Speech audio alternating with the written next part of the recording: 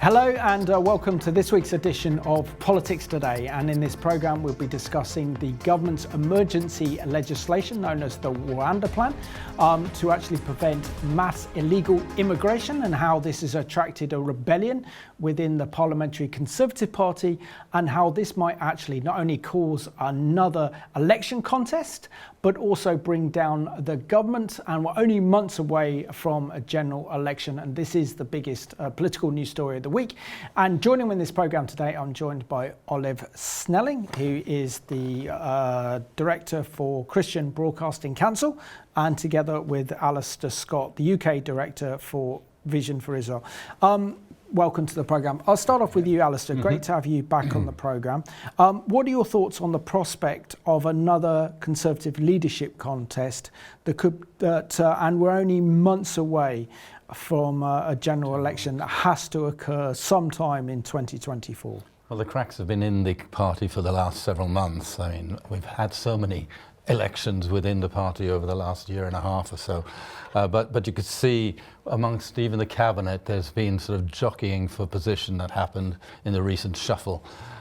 So there's every chance. I kind of think of it a bit about like the tribulation. Is it going to be pre, mid, or post? Don't get an argument on this programme. But I think there's every chance that at some point within the next few months there might be another jockeying for position, and there may be a change. But I have a feeling they won't want to do that before an election, because people are kind of fed up of having these change of leadership roles in the Conservative Party. So I would imagine they'll do everything they can to at least get to the election before they make a decision as to who will lead in the future for the Conservative Party. Absolutely. And Olave, always a pleasure to have you back on Politics Today, so thank you for joining us today.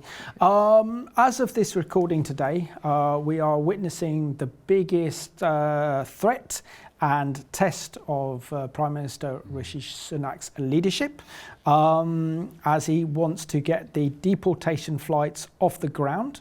We're seeing that by introducing this emergency legislation to deal with uncontrolled mass immigration, but he's expecting a big rebellion within his party. What are your thoughts on this emergency legislation to finally get many of these illegal migrants that are coming to this country illegally, to get them flown off to Rwanda?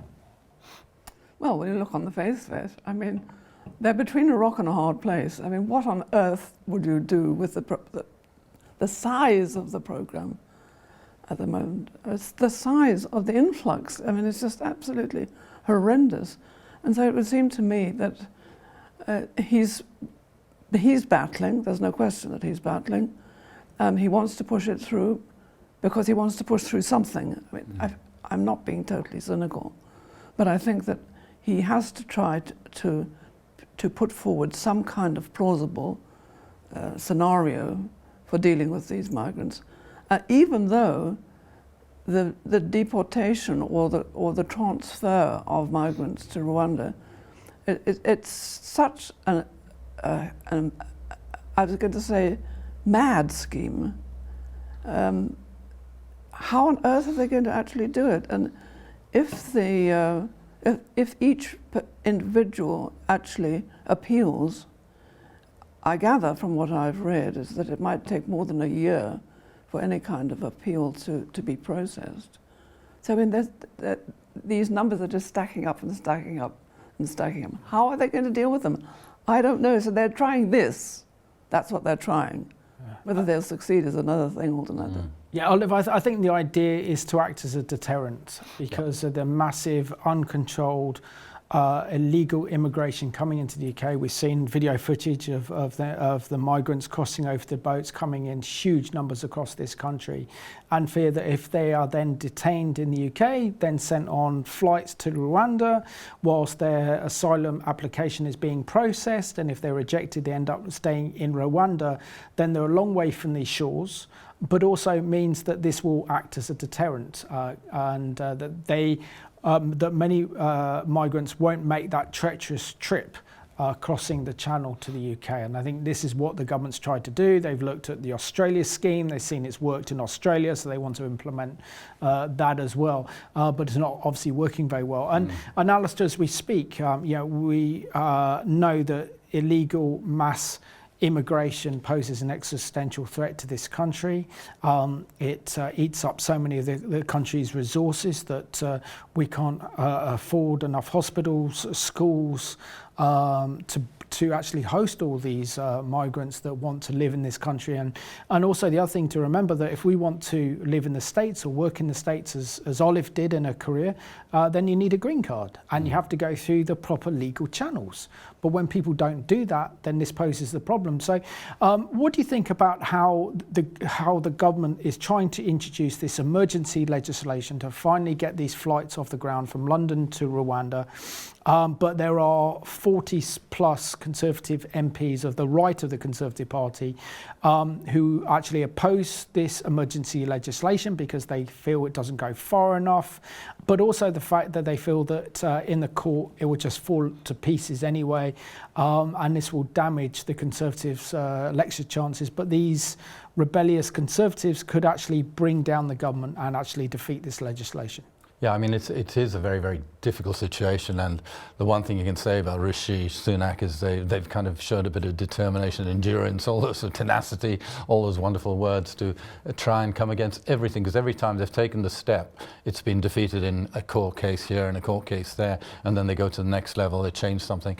And it does seem to be almost like a delaying tactic. I totally understand what you're just talking to Olive about, that this is about a deterrent, trying to make it a deterrent. But I wonder how many of those who are waiting to come across the Channel or come across Europe to come to Britain are even aware of this deterrent, because they are not within the news media. They are kind of paid their thousands of pounds to these thieves, basically, who are providing them with the rafts and so on. So I don't see the deterrent thing having a short-term win on that, but long-term, yes, I can understand that. But it's such a political football. It's divisive within the party, in the Conservative Party. It's divisive across the parties politically. It's divisive in the nation. I'm not even sure how the nation really feels, because I mean, you know, as believers, as Christians, we have compassion for those who are genuinely in need, coming out from difficult situations. But how many of these are that? And we know amongst the needy ones, you're getting the dangerous ones who are coming into with agendas which are not right. So it's a tough football that they're kicking around, and I have a feeling it is just a delay tactic to get to, just to show that he's been determined, because the media is into this boat immigration that's coming in, and they're trying to stop the ones who are making the money out of it, and that's absolutely right. But there's a right way and a wrong way of doing things. As you say, if you want to go to Australia, if I want to go to Australia, you have to prove that Australia needs you before you can get any chance of getting a visa. And we need to have the same system here. But with the desperate people, we have to show compassion and help. But how do you separate the desperate ones with the ones who are coming with a different agenda? It's a tough one. I don't think any politician has the answer, the right answer, either side, left, right, or centre. But it's a difficult one, and Rishi Sunak is wanting to see something through, that he's got to the end of it. And if every time he comes to a hurdle, they stop him at that hurdle, at least he's seen by the media as trying to push something through, and he's hoping to win votes that way. It's kind of a difficult situation for the Conservative Party, because they've come through a really horrendous 2-3 years, and they've got to be seen that they are seeing something through on conscience, you know, and something that they really believe in. So it's difficult one to watch, and we'll find out the results of some of the things that are going on in the next few days. Yeah. And Olave, share with us how much this rebellion within the Conservative Party is damaging the credibility of Rishi Sunak's premiership, knowing that we could be only months away before the next general election, and particularly that Robert Jenrick, the Minister for Immigration, resigned because he said that this emergency legislation is not waterproof. There are too many holes in it. The International Court, or own Supreme Court, will be able to pick holes in it, effectively meaning that this legislation is not worth the paper it's written on and will do nothing to act as a deterrent nor stop this mass uncontrolled immigration into the country. Well, I think the fact that Jenrick resigned, that should send a very, very strong message everywhere, particularly to the Prime Minister and to the rest of the government, because I mean he must have been dealing with this day in, day out, night in, night out for for however long he actually held the position. And I think that he was very courageous to do it, because he knew that it would cause complete and utter chaos within the party, and it has, and it has split the party.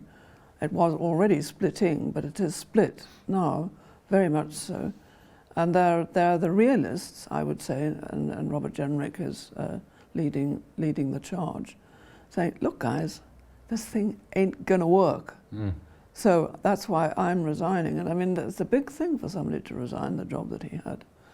So I mean, I think that, I guess that a lot of these people must be looking towards what Australia did. And Australia, gosh, that took a long time, did it not? For it to actually work. But I mean, they were absolutely ruthless, and they just literally, they turned boat people back by the thousand. And I suppose eventually, after years, it actually began to work. Yeah. But now how are they going to do that? Because in the meantime, back at the ranch, you've got these thousands of people. Really? Where are you going to put them? Where can they stay? Where can you, how can you deal with them? And more and more keep coming. I mean, it's a complete nightmare scenario. But whether they've got the right kind of legislation in the offing, I think that's a huge question, hugely questionable. No, absolutely. And the government needs to get this legislation right, because if the courts reject the legislation, say these flights to Rwanda are unlawful, then the Prime Minister, whole political credibility is in question. Now, I think this is pretty much to do with his sacking of Suella Braverman, the Home Secretary, and the big hole that she's left behind when she was Home Secretary, that she generally wanted to actually bring about these policy changes. But it seems that Rishi wants to give the impression that he's dealing with mass uncontrolled migration, but the reality is something else. So share with us how this Rwanda emergency legislation to deal with uncontrolled mass immigration, together with the sacking of Suella Braverman, could actually cause another leadership challenge, and this could happen literally months before next general election. And we could see another Prime Minister occupying 10 Downing Street before the nation has to go to the polls once again. That will be such a difficult for the Conservative Party to defend, but you could see it coming, because as soon as you talk about Suella Braverman, she was quite strong in her opinions and speaking them out. And as soon as she was removed from her position in that last shuffle, she spoke out against the government and basically said that she had no confidence in Rishi Sunak as the Prime Minister and the leader of the party. So she was definitely putting her cap in the ring, so to speak, for being a potential future leader. But it just has left the party looking even more divided than it was before. And even the recent thing this week with the guy who has given in his resignation, he was a close ally to Rishi, so it must have come as quite a shock to him. But I'm sure they don't just do it without talking it through. So I'm sure he'll appear like it was a big shock to him, but he must have known it was coming. But it's like having your best friend turning around and, et tu brute, and putting the knife in your back, really, and causing more division in the party. So it's going to be interesting to see who else puts their cap in the ring. Maybe even David Cameron will make a comeback. No, he already has done that. But at some point, there's the threat of another leadership challenge is there already. Whether the senior members of the party will not want it to happen so close to a general election. I mean, they will try and smooth out the cracks in order to get to that point, and then, depending on the result, of course, then they can decide who they remove. Or the alternative is that Conservative members of Parliament feel that they are facing an oblivion in the next general election, are fearful that they will lose their seats, and want to put a safer candidate who might actually be popular with the public, who could actually save them come the election from a massive kind of wipeout. And I think that is part of their thinking. That's a very good point. And Olive, I just want to unpack some of the more information regarding this emergency legislation, the role of the Supreme Court. Because according to my notes here, the Supreme Court in this country ruled that the government's Rwanda plan to send illegal migrants to Rwanda was unlawful, because before the government of Rwanda could have sent the illegal migrants back to their own country and endangering their lives. So the reason it was rejected is because of the illegal migrants would fly to Rwanda, and then the Rwanda government would then decide what to do with these illegal migrants, and from there could send them back to their countries of origins, where they actually may face death or persecution. And so therefore this is the grounds that the Supreme Court ruled that this was unlawful. So now we have new legislation put in place with the Rwanda government that to not send these migrants back to their own countries and to protect them. And this is what the government is relying upon. It sounds pretty risky to me. Your thoughts? Well, I agree. Risky it is. Yeah. Risky it is. I mean, I think it's very interesting that somebody like Suella Braverman, who comes from an immigrant family, that she has been so strong in terms of trying to toughen the policy, because she, having been left kind of holding the baby in terms of her tenure of the office, that they must really put their head, wrap a wet towel around their heads and sit there and think, what are we going to do? And if you're doing something that is actually legally wrong, well, I mean, what hope is there of trying to push something through? And every single international lawyer is going to be onto the case straight away, boom, like that, and they are going to fight and fight. And as it is now, the fact that we don't exactly know what is going to happen in the end in relation to the European Court of Human Rights, and whether they're going to make some sort of special dispensation. I don't see how they can, because it's a legal matter. But I think that really honestly, I think that they are on a hiding to nothing. I really do. If it were not the case, we would have come up with a solution long ago. But that isn't the case. I mean, in a country like this, where the weather is so awful a lot of the time, you can't let these people struggling across the channel. You've got to put a roof over their heads somewhere. Where are you going to find that roof? Where are you going to find the money to feed them, the personnel to actually put that into effect? So, at this point in time, this is something which Rishi Sunak has got. He's got one fantastically difficult problem ahead of it, and he's going to fight like he can fight, but whether he'll ever succeed, I don't know. And isn't the kind of, as Olave alluded to, isn't the major problem here that we are still members of the Human Rights Council and the European Court of Justice, and therefore as signatories to these agreements, it means that these courts can intervene in our domestic matters, when it means protecting our own borders and determining our own sovereignty and introducing our own legislation, that they can intervene and stop any legislation they want. So therefore isn't the kind of imperative thing, if we're going to deal with this problem of mass illegal migration that we're seeing that needs to be dealt at source, and that means pulling the UK out of the European Court of Human Rights.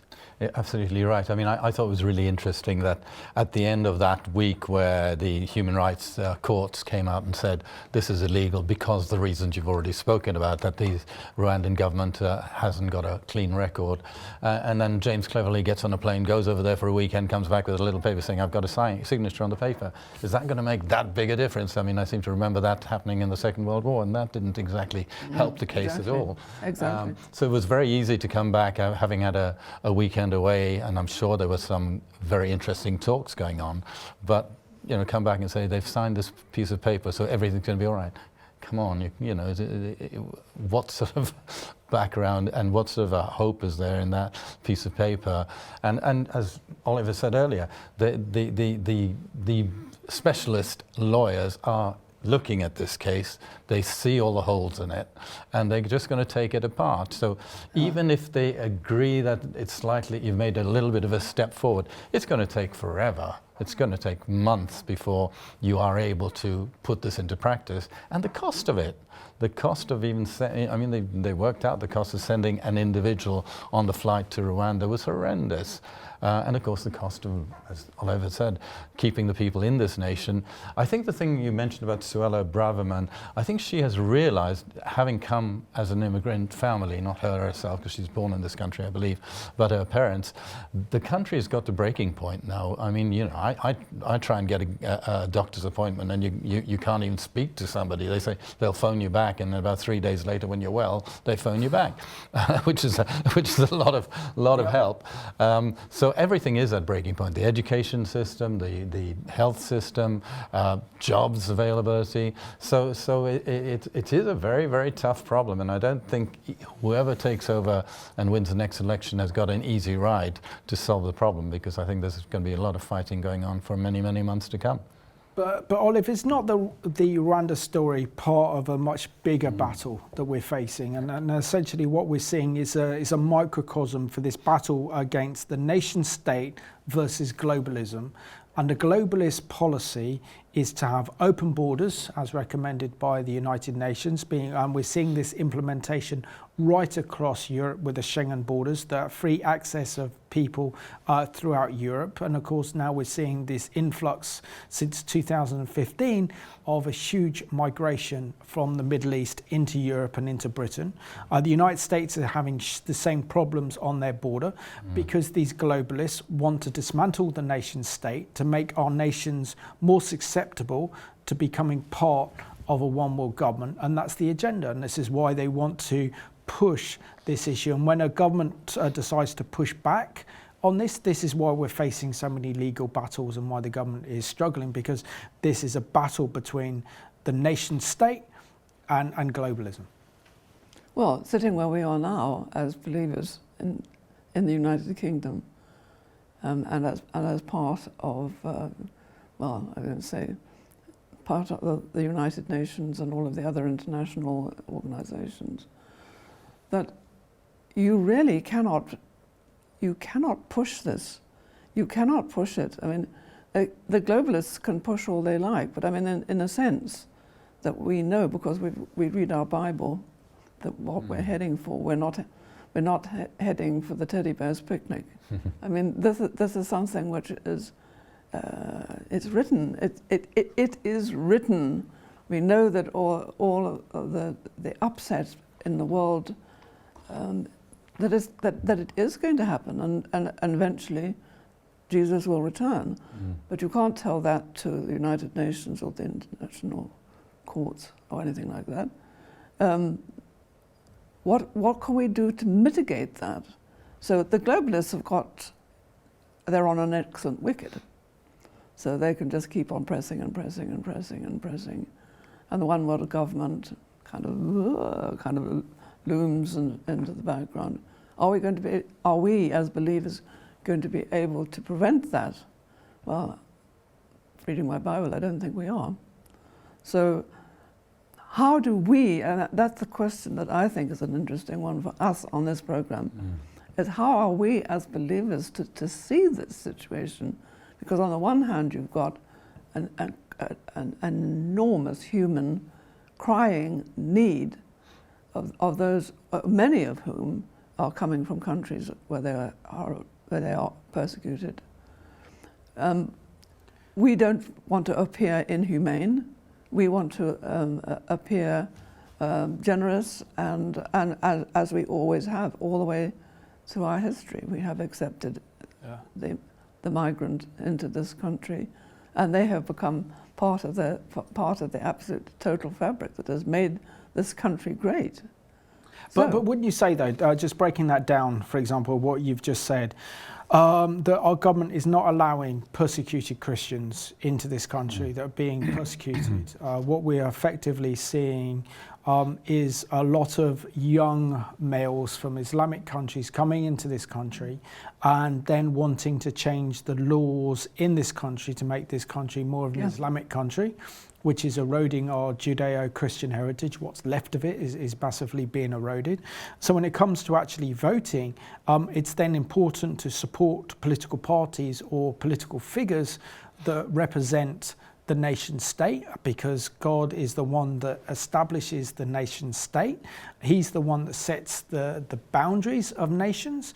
And effectively what this essentially means is an existential threat which will erode our nation, make it weak, and before we know it, we are the last remnant of our Judeo-Christian heritage is gone. And isn't that the problem, Alistair, that effectively we are seeing the fruits of abandoning our Judeo-Christian heritage and pushing blindly into this policy of multiculturalism, because we believe that we can merge all cultures into one, but by doing that we actually destroy our own culture, our own traditions, our own values, which is the biblical foundation of this nation. Absolutely right, and in many ways, when you look at what's happening globally and the globalism that seems to be thriving at the moment, it's a modern day Tower of Babel, isn't it? And as Oliver has just said, our prayers need to be, God, keep us strong in the midst of it, and let us reach out to the harvest of souls, because that's the important thing we need to focus in on as believers, is getting people out of that globalist web and having them set free for eternity in heaven. So I mean, that should be our focus. And just as it happened with the Tower of Babel, God intervened. And we know that. We know God will intervene. There may be some tough times. There'll definitely be some tough times to go through it. But I think as believers, we really need to see this as something that's happened before the cycles come around, and it's going to be a bigger one today.